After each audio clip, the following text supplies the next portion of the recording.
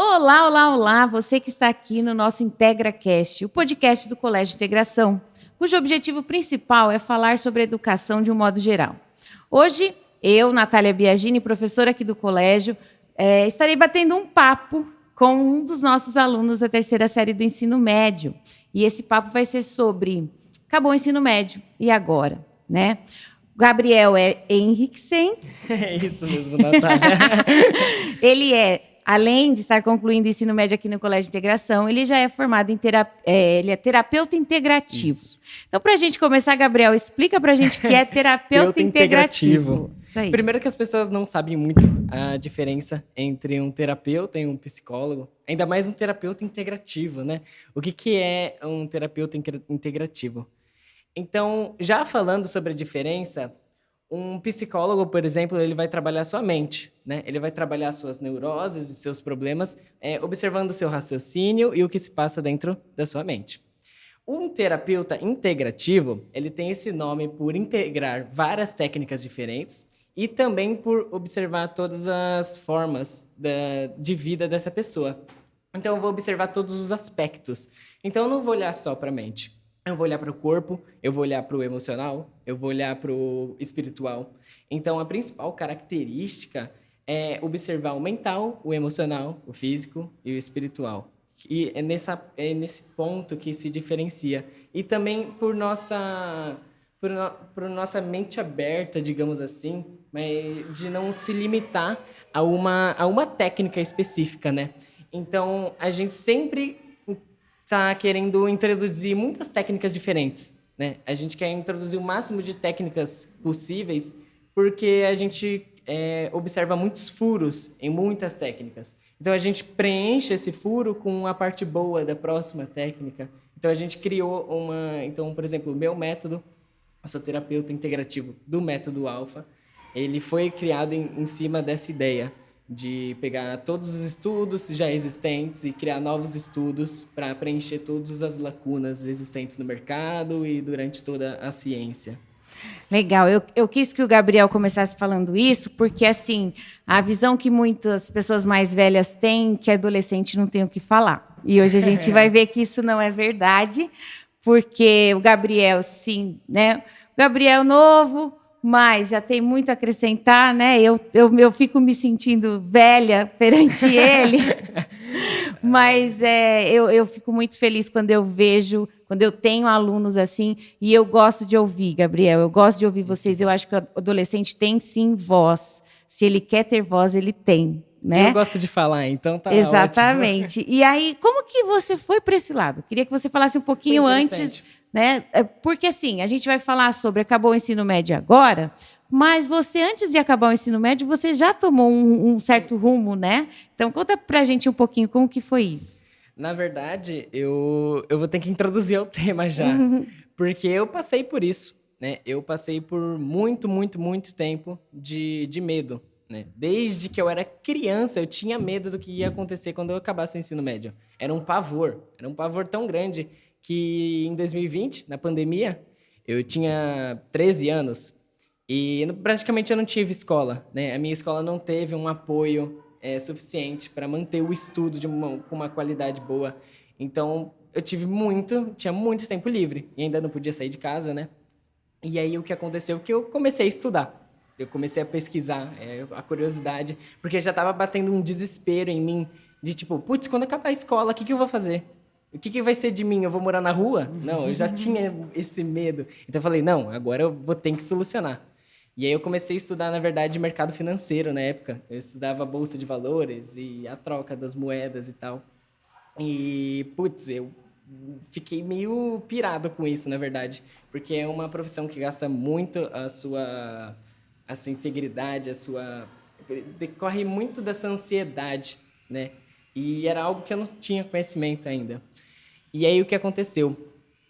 No final de 2022, mais ou menos, eu passei por um período muito... Tava meio triste, sabe? Eu não sabia meio o que fazer. Esse medo já estava deixando de existir porque eu já tinha certeza que não ia dar nada certo. E aí o que aconteceu foi que eu conheci a minha mentora. A minha mentora é a maior terapeuta integrativa do Brasil, maior especialista em leitura corporal. Ela que trouxe esse conhecimento de verdade para o Brasil e que renovou ele. E aí eu passei por uma terapia com ela. Foi uma sessão super simples, porque ela super reservada, né? São muitos poucos que conseguem uma sessão dela. E aí eu entrei no treinamento dela, eu comecei a estudar com ela, ela começou a me ensinar. E aí eu fui indo. E durante um ano eu estudei todo esse tema de autoconhecimento, de cuidados, de ciências, mas ainda não sabia o que eu queria. Eu ainda não sabia o que eu queria. Mesmo estudando tudo, eu já estava quase formado, eu ainda não sabia que eu queria aquilo. Para mim... Mas interessante é que você não sabia, mas você foi buscar. Eu fui buscar. O problema é quando a gente não sabe, aí a gente se fecha, né? Sim. É o que acontece com a maioria. Aí se fecha e aí é que fica mais complicado ainda, né? Tem uma frase de Lewis Carroll, o autor de Alice no País das Maravilhas, que eu gosto bastante, que é: se alguém não sabe para onde quer ir, qualquer caminho serve. Então, por mais que eu não soubesse para onde ir, eu acabei em qualquer caminho. Foi no melhor caminho possível? Foi. Mas poderia acontecer qualquer coisa. Mas eu passei esse um ano estudando, sem saber o que eu queria fazer da minha vida, mas eu levei esse ano, tipo, tá tudo bem, eu não sabia agora. Eu entendi aquilo graças ao que eu estava estudando, senão eu nunca ia conseguir compreender isso. E aí, depois de um ano, chegou no começo desse ano, né, agora, 2024, e eu falei: putz, eu acho que eu sei o que eu quero, eu acho que eu entendi, eu quero ser terapeuta. E aí chegou a prova, abriram as inscrições, eu passei direto, entrei para o grupo de terapeutas, né?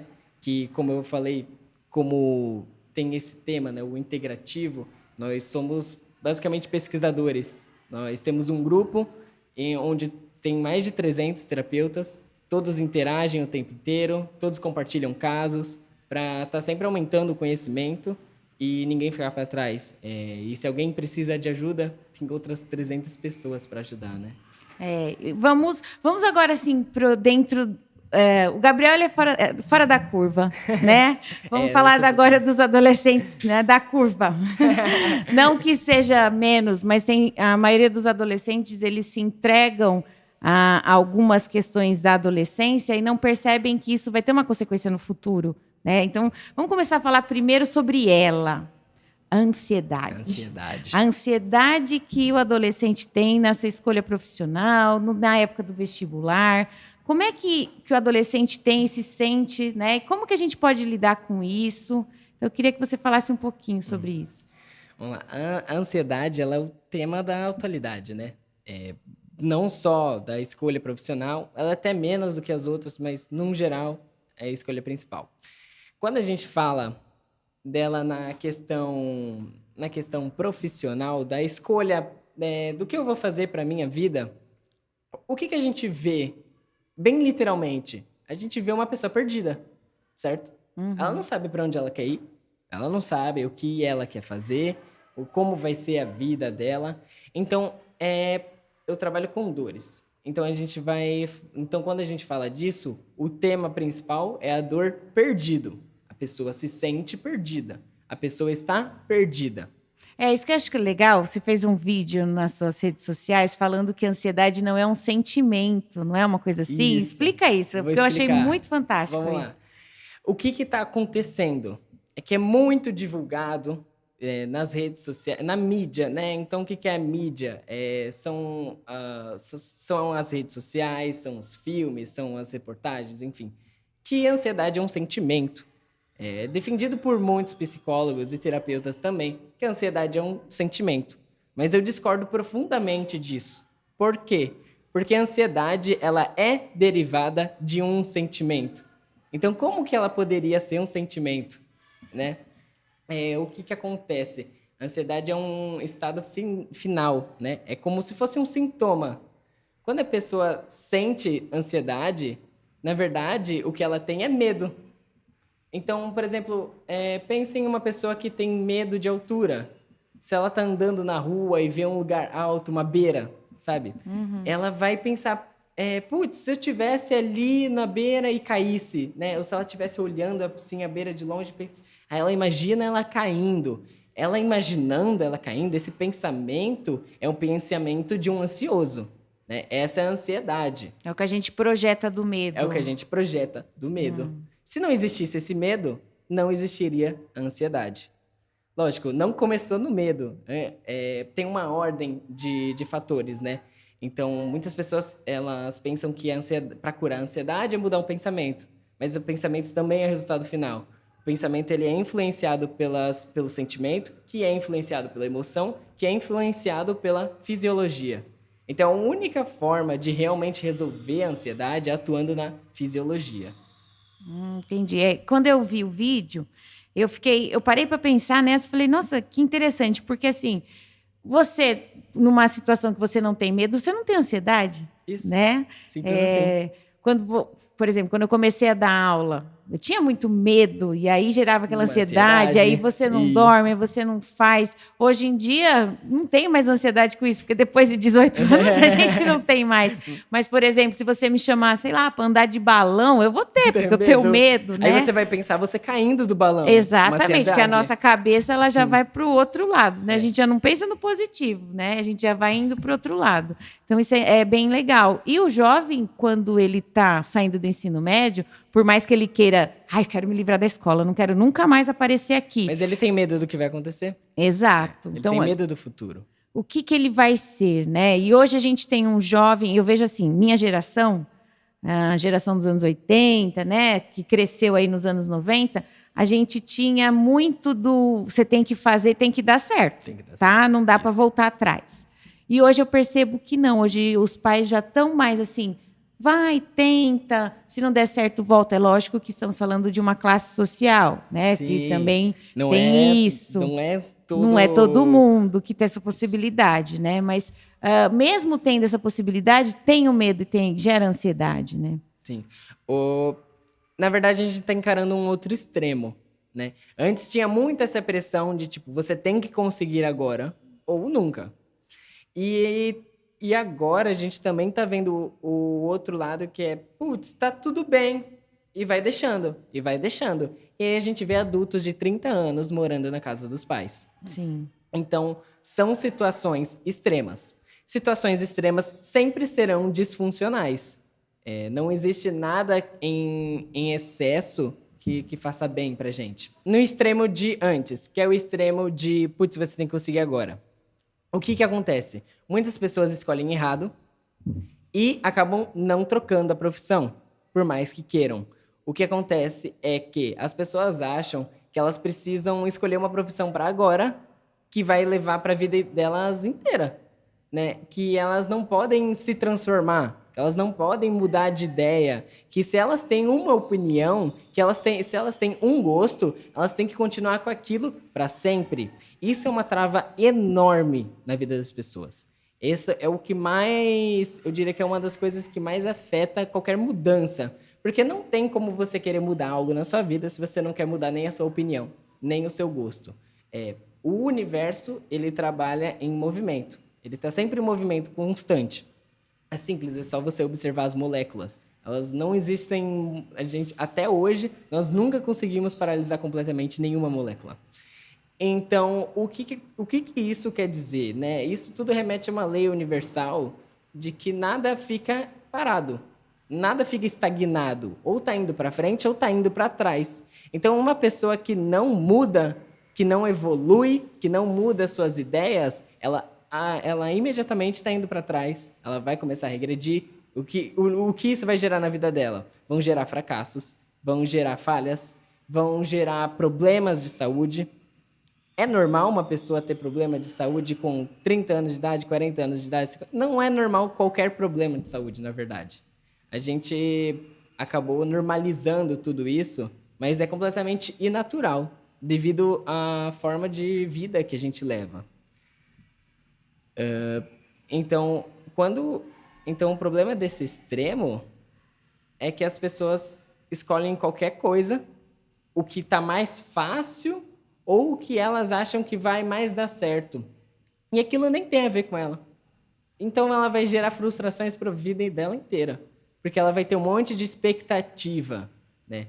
Então, quando a gente fala desse tema, a gente vai falar claramente de expectativas, né? Porque...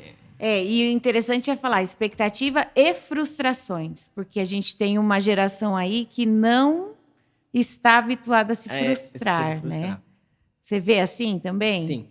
O que aconteceu é que o extremo que nós estamos vivendo hoje é o extremo do superprotetorismo, né? Seria assim dos pais, falado. Né? O que está acontecendo? Os pais estão super protegendo todos os filhos. E a gente tá extremamente comum ver isso. Tá quase a maioria da população tá assim. E na verdade, quando os pais fazem isso, eles estão acabando com a vida dos filhos dele. Porque um dos pontos, tem muitos, mas um dos pontos é essa parte de se frustrar. Elas não conseguem aceitar o não, o fracasso, mas elas também não foram ensinadas a fazer por si só, porque os pais se acostumaram eles a fazer por eles. Então, eles não fazem por eles e ainda quando fracassam, não conseguem lidar com isso. A frustração, o que é a frustração? Só se frustra alguém que tem expectativas. Então, quando eu tenho uma expectativa de algo, o que é uma expectativa? Putz, isso pode acontecer, eu quero que isso aqui aconteça, mas pode ser que falhe. Mas quando eu coloco todo esse peso, quando falha, eu me frustro. Vem todo esse sentimento ruim, porque foi rompido. É como se fosse criado uma grande cadeia de energia dentro do seu corpo, e aí essa energia ela é cortada. Você já estava acostumado com essa energia, mas aí tiraram de você. Essa é a frustração. E você falando de frustração, eu tenho uma pergunta, né? Assim, que eu acho que assim, você vai me responder agora, não só como terapeuta, mas como um jovem. Para nós, adultos, vamos dizer assim, o jovem ele não tem nem expectativa, parece. Eu também vejo isso. Ele não tem expectativa por medo de se frustrar, então ele já não sente mais nada. Ou eu estou errada? Não sei. Não tá errada. Tô vendo muitos casos assim também, que os jovens simplesmente eles não têm visão. O que está acontecendo é que eles não conseguem nem mesmo ver as possibilidades. As possibilidades de ser diferente, a possibilidade de que pode melhorar. Então, o que eu observo é que muitos jovens estão cheios de problemas, não conseguem nem enxergar isso como um problema que pode ser resolvido e muito menos vai pensar em uma solução. Então, realmente, eles não estão conseguindo ter a chance de ter essa expectativa.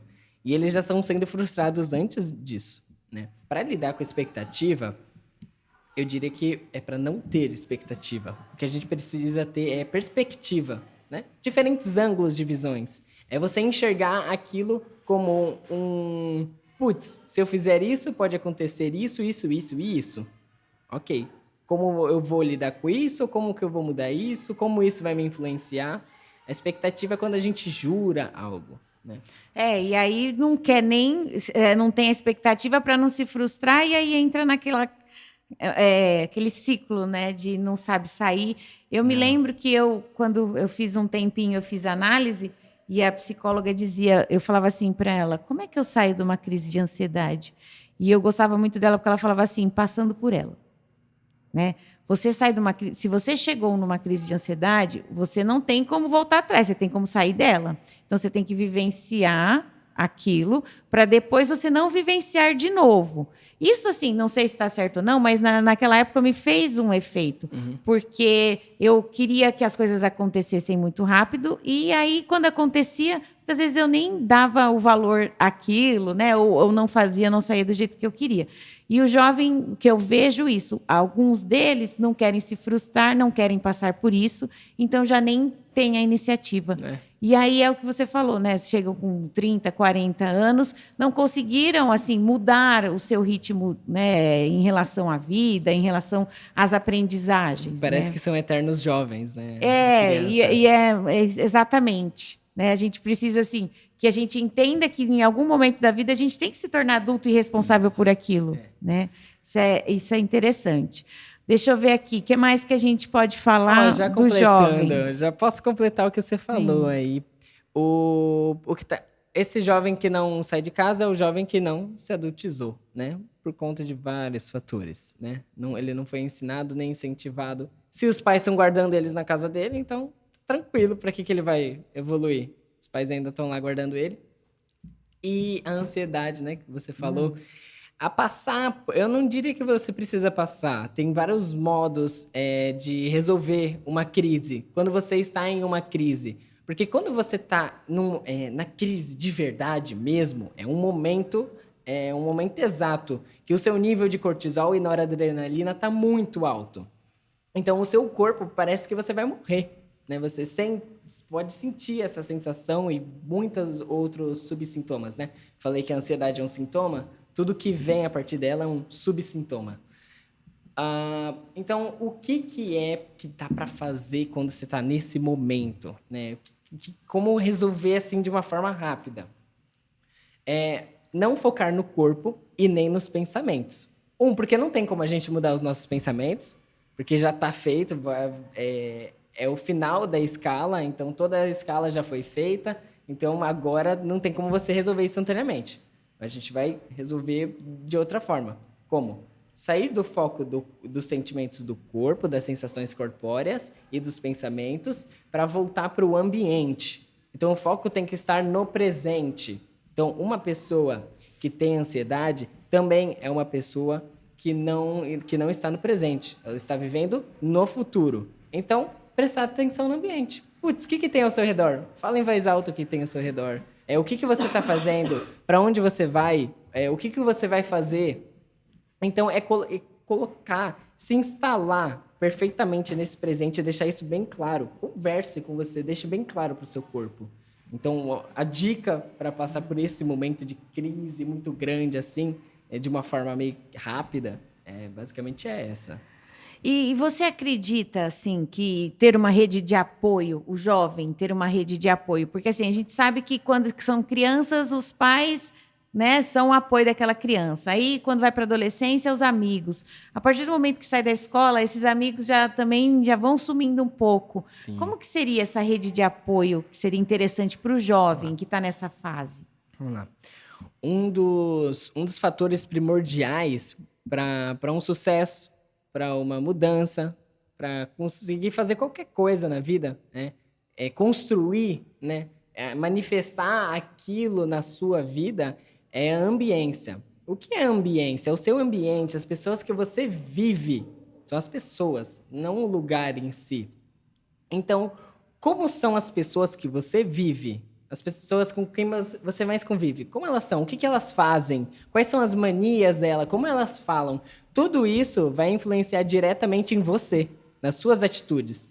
Então, a rede de apoio seria essa ambiência. Se tu quer... Vamos supor que você quer treinar, ter uma rotina de treino constante, de academia, e você quer manter uma saúde muito boa. Para isso, você vai precisar de pessoas que fazem a mesma coisa, que têm o mesmo ambiente, que se dedicam a isso. Porque senão vai ser muito mais difícil. Sem o ambiente, a gente está se esforçando. O esforço é como a palavra diz, esforço, né? É fazer força acima do que você consegue, acima do normal. Então, o esforço ele é inatural. O nosso corpo ele não aguenta o esforço. O que ele quer é a dedicação. Então, pessoas em um grupo, em um ambiente que se dedica a algo, elas estão se dedicando. Então, elas vão aumentar a vontade de cada uma delas. Então, o ambiente é algo primordial para realizar qualquer coisa na sua vida. Você precisa estar convivendo com pessoas com o mesmo objetivo, com pessoas que querem realizar a mesma coisa. Porque é aquilo, né? Geram comunidades, geram segregações, digamos assim, né? São as panelinhas, são pessoas com os mesmos gostos, os mesmos objetivos, as mesmas características, a mesma vida. Então, se você quer mudar de vida, você também tem que mudar as pessoas ao seu redor. Não tem jeito. Bom, Gabriel, vamos para uma pergunta aqui interessante, ó. O papel das redes sociais contribui para o aumento da ansiedade e das comparações nessa fase da adolescência? Como é que os jovens podem, né, navegar na internet, nessas redes, de maneira saudável? Vamos lá. A gente volta em 2 assuntos, né?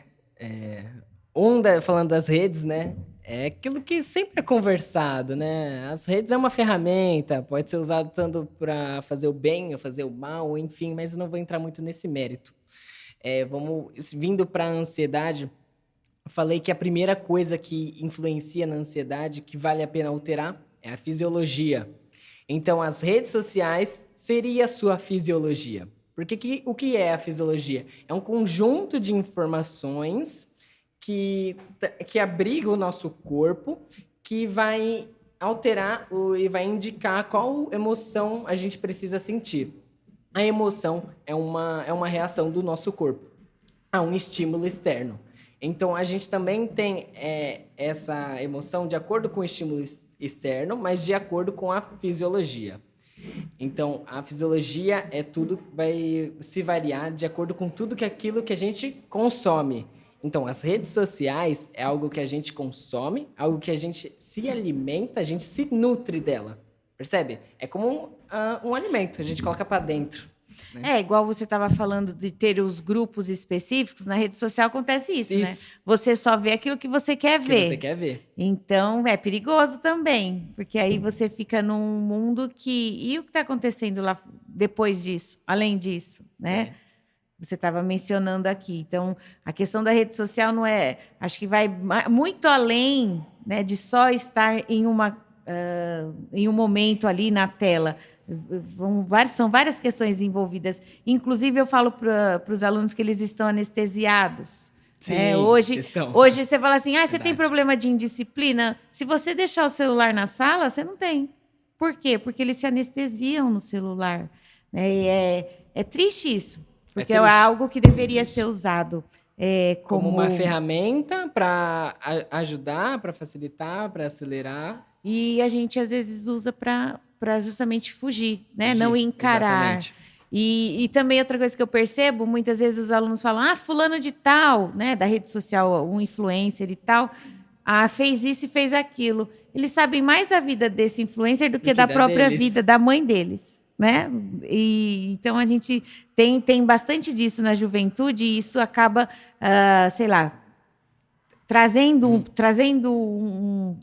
causando impacto. Sim. Né? Eles basicamente foram ensinados a viver assim, de acordo com todo o contexto de vida de cada um, como foi a relação, o que ensinaram para eles, o que eles entenderam a partir do que eles viveram, do que foi ensinado para eles. Então, eu falo que não existe isso de culpa, não existe culpa, ninguém tem culpa de nada, mas nós temos responsabilidade por tudo, né? Então, as redes sociais pode ser usada como uma vantagem? Sim, como forma de pesquisa, como forma de ambiência também, porque se a gente não tem uma oportunidade de estar no físico para algum objetivo que a gente quer, a gente pode usar a rede social para seguir pessoas, por exemplo, no Instagram, que realizaram aquilo. Por exemplo, eu sigo vários terapeutas, colegas meus, que já realizaram muitas coisas que eu gostaria de realizar ainda. E realizaram coisas que eu já realizei. Por quê? Porque é uma ambiência, né? Eu não conheço muitos desses terapeutas de forma pessoal, mas a gente tem um grupo no WhatsApp e a gente conversa. É ambiência, né? Então, as redes sociais, a parte boa delas vão ser toda nesse caso.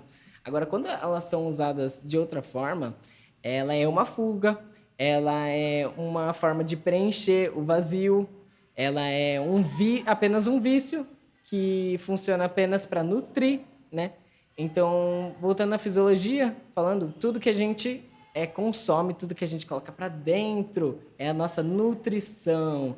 Então, a nossa nutrição vai falar muito da nossa saúde, não só física, né? Como eu disse, eu trabalho em todas as áreas. Então, qualquer coisa que a gente consome, coloca para dentro, acessa de informação, vai alterar não só o nosso corpo, mas principalmente o cérebro, né? Tudo que a gente acessa, a cada escolha que a gente faz, altera o funcionamento do nosso cérebro. E ele funciona por maioria, né? Então, quanto mais eu faço uma coisa, mais aquilo se torna fácil. Porque o cérebro, ele trabalha em economia de energia. Então, ele vai fazer o que é mais fácil, o que mais economiza energia. Então, uma pessoa que se mergulhou nessas redes sociais, ela vai gerar muitas ansiedades e vai se tornar uma pessoa muito menos saudável, com muitos mais problemas, justamente porque ela está ensinando essa indisciplina para o cérebro.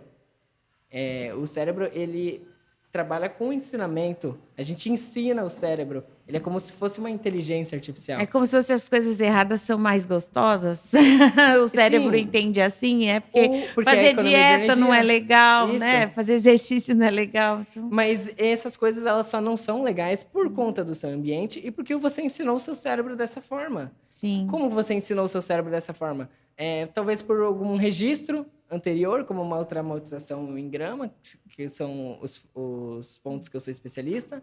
E também pode ser porque como que você alimentou ele. Se na maioria do seu dia você você tem atitudes, escolhas que são indisciplinares, então você sempre vai ter dificuldade com disciplina. Eu tô aqui desde as 7 da manhã pensando assim, à noite eu vou à academia, vai ser super legal. Eu vou correr naquela esteira, assim. muito emocionante. Mas o meu cérebro tá dizendo assim, vai para casa, janta, vai deitar. Porque ele tá ensinado a ser assim. Exato. Mas e aí, Gabriel, se você precisasse falar com os seus colegas hoje, do terceiro ano do médio, o que você diria para eles? Difícil, né? É difícil. Mas eu pensaria bastante no meu caminho, né? O que é? Volta na frase que eu falei, para qualquer pessoa, para alguém que não sabe para onde quer ir, qualquer caminho serve. Então, a primeira coisa que a gente precisa saber é para onde a gente quer ir. Então, para qualquer objetivo que você quer ter, que você quer alcançar, você precisa de extrema clareza. Você precisa... Imagina você conseguir explicar aquilo para uma criança de 2 anos. Um pouquinho mais, 5 anos. Você tem que conseguir explicar aquilo para ela e ela conseguir entender. Se você tem... E de forma rápida e direta. Se você tem isso na sua mente, você passou da parte da clareza. Agora estamos enfrentando o problema da escolha profissional, né? O que ele vai fazer? Uma pessoa que não tem clareza, a gente volta na pessoa que está perdida. Uma pessoa que está perdida é uma pessoa que não se conhece. Ela está perdida de si. Ela está perdida da sua essência, da sua verdadeira natureza. Então, ela está muito... O que é? O que ela pode fazer? O que ela está fazendo para estar perdida, né? Como que ela chegou nesse cenário? Simples. Ela está no mundo fora, né? A gente vamos falar sobre o centro e a periferia. É assim. Imagina um campo de futebol, tá? Tem um estádio. Então, tem o campo de futebol, onde está ocorrendo um jogo, e tem um estádio com a torcida, certo? Uhum. Dentro do campo, você está dentro do campo. Você é um jogador, certo? Você está jogando o jogo, seu objetivo, logo, é ganhar. E ao redor tem a plateia, tem a torcida, que está falando, que está gritando, que está falando o que tem que fazer, está falando a opinião, o gosto, que está gritando. E aí... Só que você está jogando, você está no jogo. Se você se concentrar no que a plateia, no que a torcida está falando, você vai conseguir jogar direito? Não. E aí, você falando isso, veio na minha cabeça. Quem é que está gritando aí, que a gente poderia falar sobre dinheiro e os pais? Não é isso? Quando os pais decidem o futuro dos filhos. Está gritando. Está gritando. Porque é o externo, né? É a periferia. Quando uma pessoa está na periferia, ela está prestando atenção na plateia. Quando ela está no centro, ela está prestando atenção em si. E o dinheiro também, né? Eu vou fazer isso porque ganha mais dinheiro. Aí fica a pergunta, vamos lá. Dinheiro traz felicidade, Gabriel? Hein? Você quer que eu fale? É polêmico. Fala, vamos ver. Qualquer coisa a gente corta aqui. Sim. Dinheiro traz felicidade. Por quê? Eu concordo com você. Vamos lá. Porque o que você faz sem dinheiro? Diz pra mim. Não tem Ser como. um pastor de ovelhas lá no arcadismo não existe mais, Não existe né? mais. Até pra você ir pro meio do mato, você não pode sem dinheiro. Você tem que ter um motorhome. Você tem que ter alguma coisa. Alguma coisa você precisa ter, né? Não existe essa de não ter dinheiro, de não querer fazer dinheiro. Essa é uma dor muito profunda, uma traumatização muito profunda mesmo. Precisa ser trabalhada. E o que está acontecendo? O que é não querer dinheiro e o que é ter dinheiro, querer ir atrás do dinheiro? É a sua relação com a matéria, com o mundo físico. Então, o dinheiro, ele é um meio. Então, o dinheiro em si não serve para nada. Ele é só um número. O que eu faço com o número? Nada. O que importa é o que o dinheiro vai me proporcionar. Então, o meu objetivo nunca vai ser o dinheiro. O meu objetivo vai ser a viagem, vai ser o carro, vai ser a casa, vão ser os passeios. Esses vão ser os meus objetivos, que é um resultado final, né? O dinheiro sempre vai ser o meio. Então, não importa a quantidade de dinheiro, importa o que eu vou fazer. Então, eu coloco lá o que eu vou fazer. Aí, o dinheiro vai importar para quê? Quanto de dinheiro que eu preciso. Aí o dinheiro, ele representa também um poder pessoal. O quanto que você consegue fazer de dinheiro. Porque adulto não ganha dinheiro, adulto faz. Quem ganha dinheiro é criança. Quando você dá a mesada para o seu filho, ele não está ganhando dinheiro? Sim, verdade. Não paramos para pensar na palavra. Tem que prestar muita atenção. Isso se chama metalinguagem. Né? Sim. Então, quando você está trabalhando aqui, você está ganhando dinheiro? Alguém está te dando dinheiro? Ou você está fazendo várias coisas para conquistar aquilo? E o que eu percebo é que dinheiro na sociedade brasileira é um grande tabu. É um grande tabu. Porque você vê todo mundo falando assim, nossa, eu ganho mal, muito mal. Você não vê ninguém falando, nossa, esse mês eu ganhei bem. A gente tem disso, né? O brasileiro ele tem muitas dores com relação ao lado direito, que representa o lado da matéria, o lado do dinheiro, o lado do financeiro e o lado do profissional. Então, o profissional e o financeiro, eles estão completamente ligados. Porque é o que...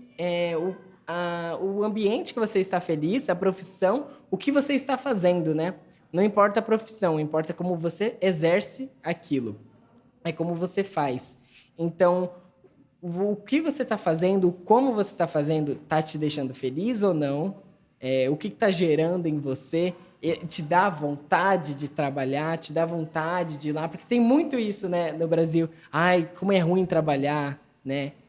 Tem esse pensamento de que trabalhar é algo negativo, né? Que é algo obrigado, assim, mas tudo são escolhas, não existe nada obrigado. Eu posso simplesmente não trabalhar e morar na rua. E eu vejo, assim, muita gente que tem dinheiro, mas, assim, que não é feliz no trabalho, né? Mas fica com aquilo. Mas também vejo bastante gente que o dinheiro vem a partir do momento que você está feliz no trabalho. Sim, isso. Né? E quando a gente fala de quantidade, é independente. Então, assim, eu como professora ganho X. Mas se isso está me proporcionando aquilo que você falou, né? Viajar, ter um conforto, ter as minhas coisas, eu estou ganhando muito. Tem algo errado? Não. Só vai ter... Que ponto que vai ter errado? Quando aquilo estiver travando a minha vida. Quando aquilo está me impedindo de passar de um certo ponto, de um certo nível, aí tem algo errado. Tem o que a gente chama de uma dor, né? Quando a gente se sente travada, que a gente não consegue passar de um certo ponto. Pessoas que não usufruem o dinheiro que tem também são pessoas também com problemas com a matéria, porque não sabem se relacionar com a matéria, que não sabem viver o mundo que estão. A gente veio para esse mundo para viver, para experienciar esse mundo. O meio para isso é o dinheiro. Nós encontramos vários alunos querendo fazer medicina, direito, porque são profissões que acham-se que se dá bastante dinheiro, só que não tem habilidade para aquilo.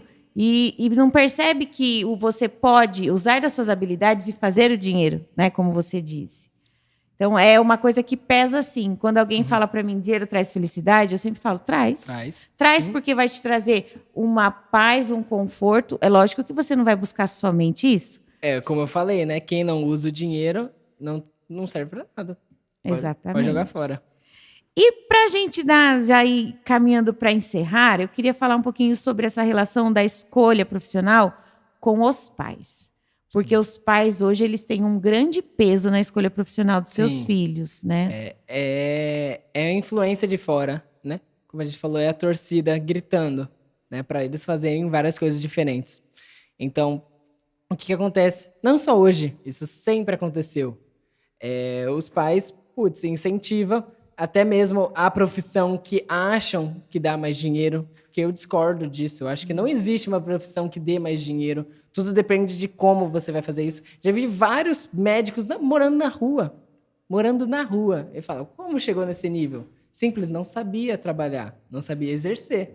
Uma vez me chocou muito que tinha eu estava passando por uma rua em Santos e uma menina me abordou e entregou um currículo para mim. Ela era fisioterapeuta. E ela falou assim, olha, eu já estou apelando, estou entregando meus currículos aqui, entregando, né, nos carros, se alguém tiver interesse em me contratar.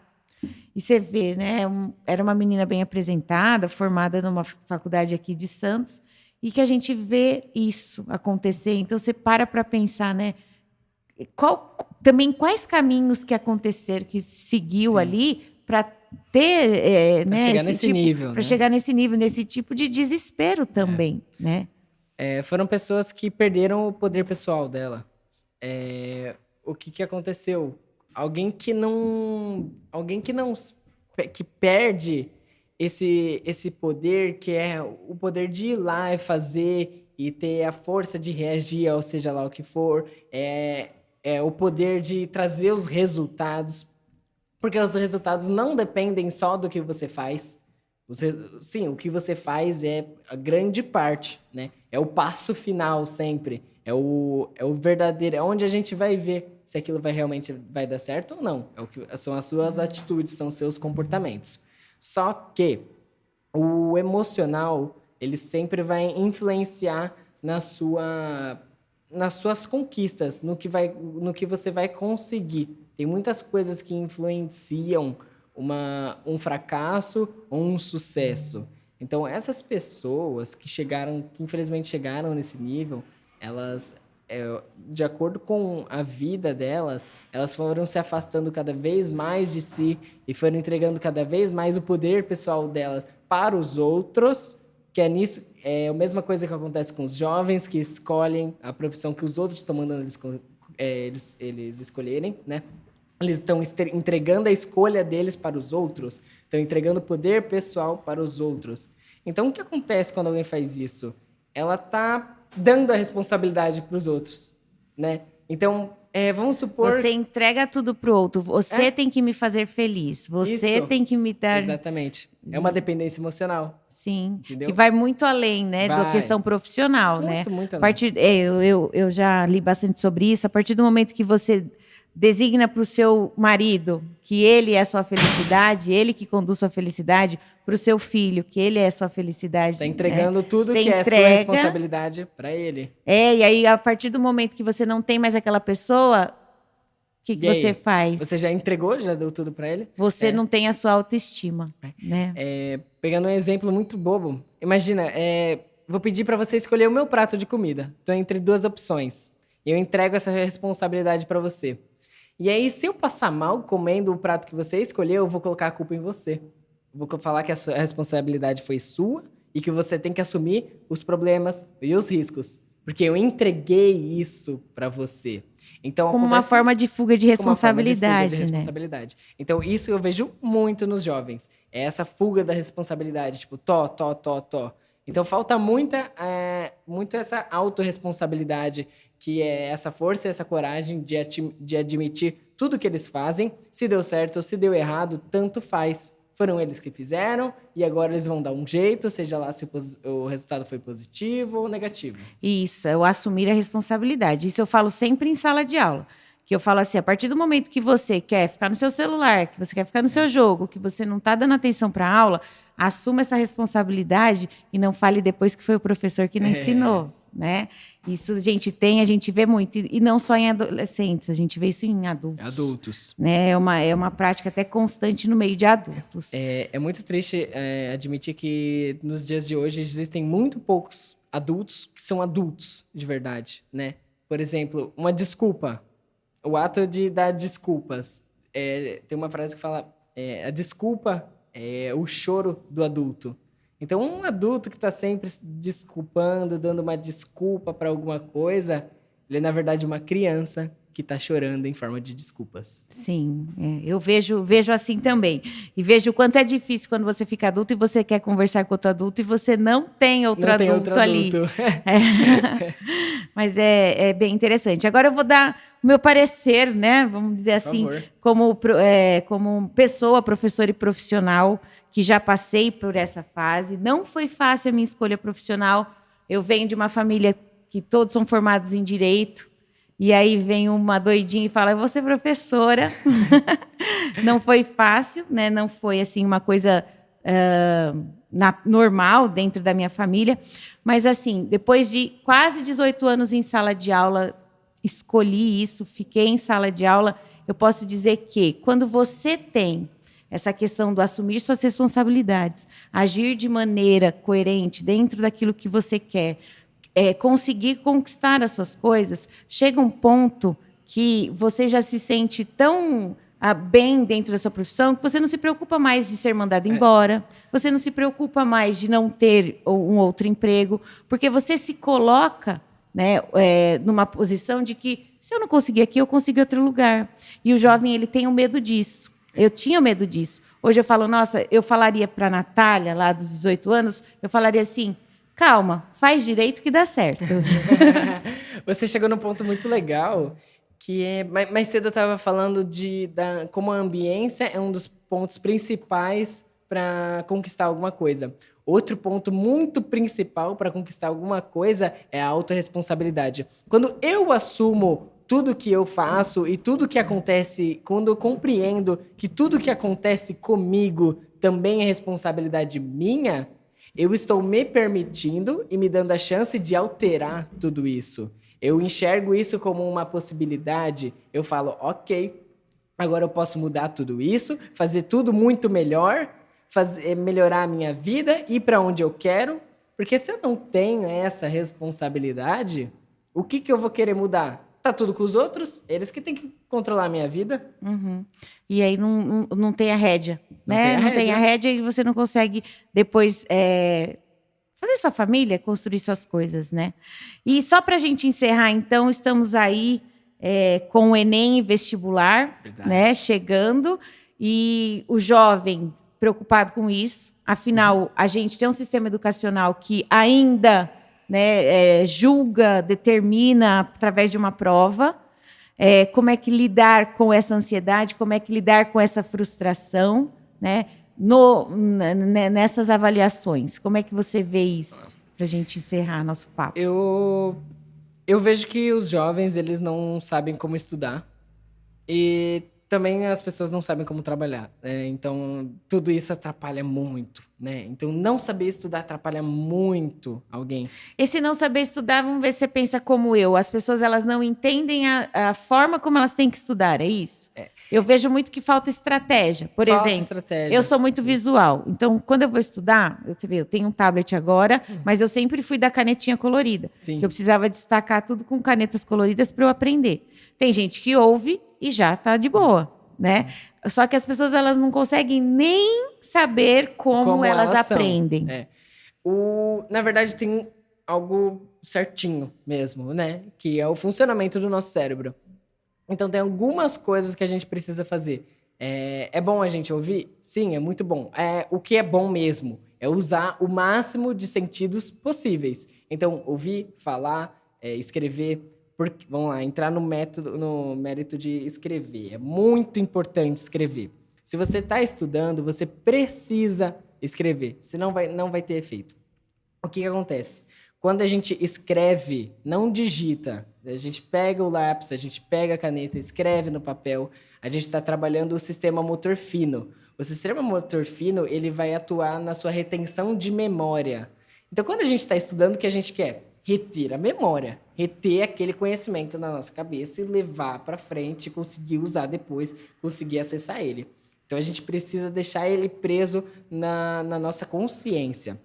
Então, para isso, o sistema motor fino ele é muito importante. Ele é só estimulado pela formação das letras, né? O jeito que a gente escreve, você vê que a letra de cada um é muito única, né?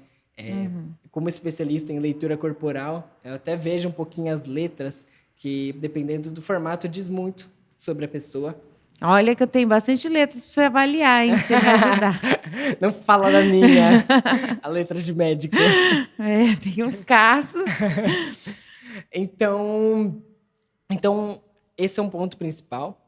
Outro ponto principal é você saber utilizar o seu cérebro, né? Primeiro, o seu cérebro ele precisa de descanso. A maioria dos jovens tem um cérebro muito ruim, muito ruim.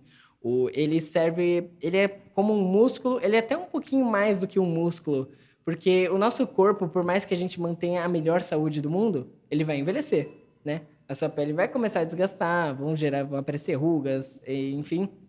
Só que o cérebro não.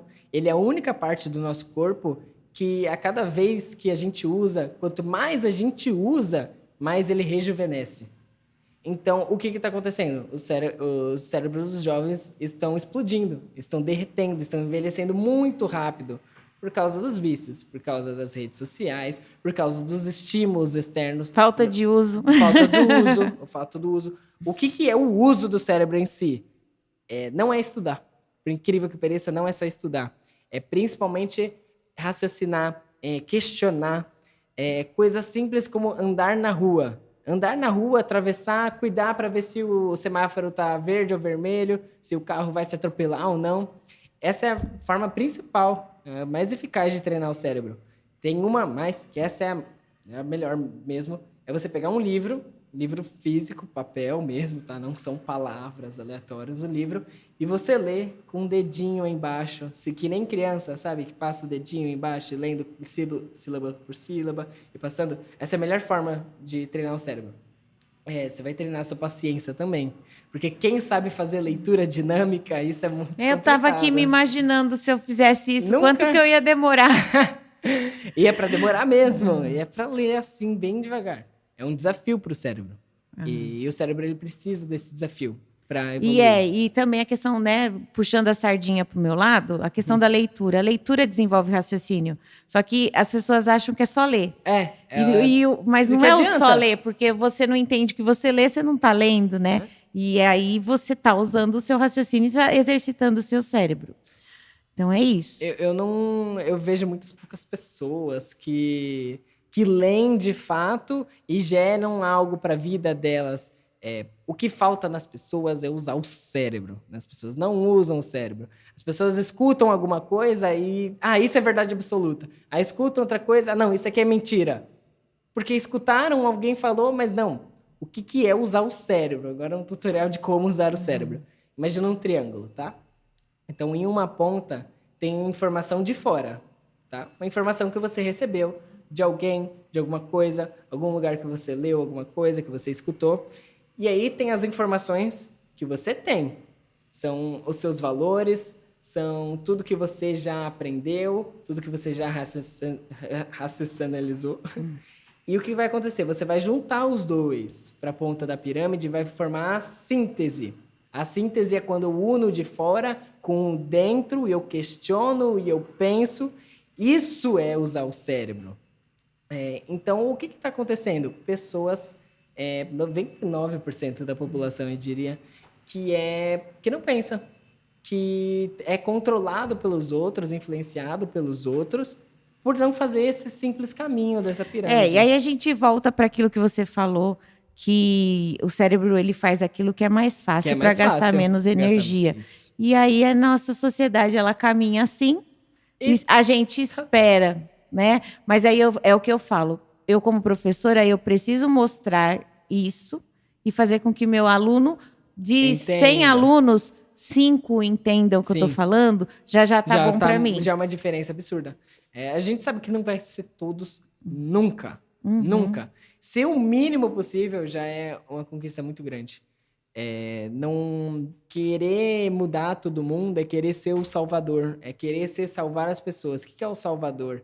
É um arquétipo, é uma imagem de uma posição disfuncional. né? Ela é uma pessoa que não dá nada por si, quer salvar todo mundo para preencher algo dentro dela. Exatamente. E aí não vem nada E aí para não vem ela nada. e ela... E às vezes ela tá, na verdade, destruindo a vida dos outros. Exatamente. Gabriel, eu quero agradecer muito. Muito obrigado, eu. Dizer que eu já queria fazer isso há muito tempo, né? A gente já vem conversando, então estou muito feliz. Eu desejo, assim, um futuro brilhante, sei que terá, porque você é um menino que eu falei fora da curva, né? Eu fico triste, porque daqui a pouco a gente está se despedindo. Eu venho te visitar, não tem problema. Mas muito obrigada. Você quer deixar alguma mensagem no final? Pô, vou até pontuar esse ponto do...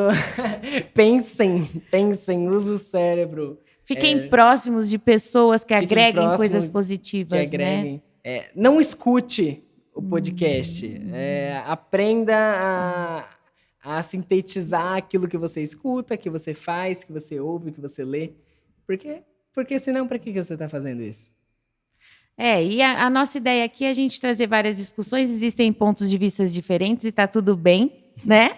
A gente junta no seu e cria o seu. Exatamente. A gente fala um pouquinho daquilo que a gente pensa, o Gabriel trouxe um pouquinho do que ele estudou, e é isso. Muito obrigada, até uma próxima. Até mais.